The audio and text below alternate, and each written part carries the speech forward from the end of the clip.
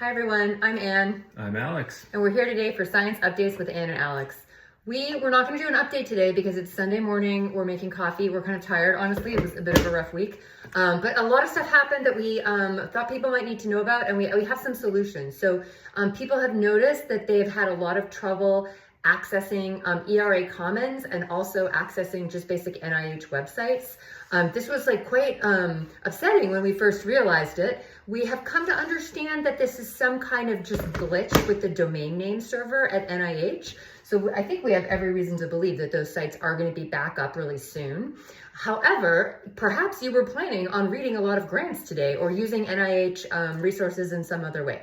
And so that could be quite problematic if you can't access them. But we found a workaround. So this was brought to our attention by Raphael Wimmer. Thank you so much for doing that.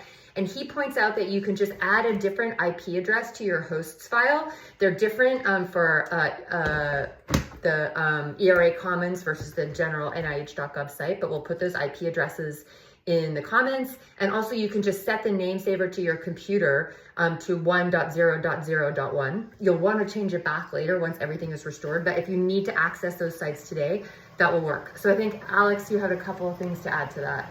I'll just say your mileage may vary on these workarounds, right? One is adding to your host file. We'll post that info, and the other is updating or swapping the name server. The latter worked for me.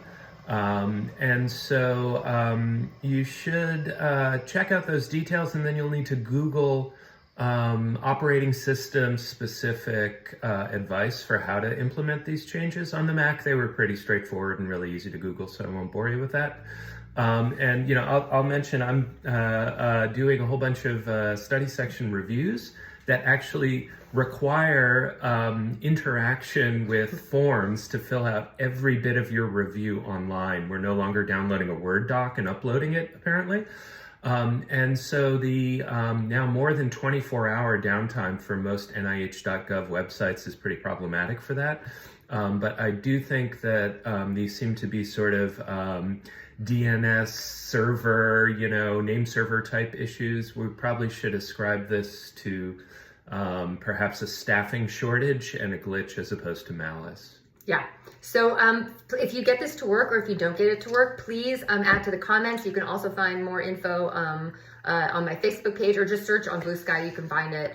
But you should be able to get up and running if you really need to today. So let us know if it works. And thanks, everybody. See you later.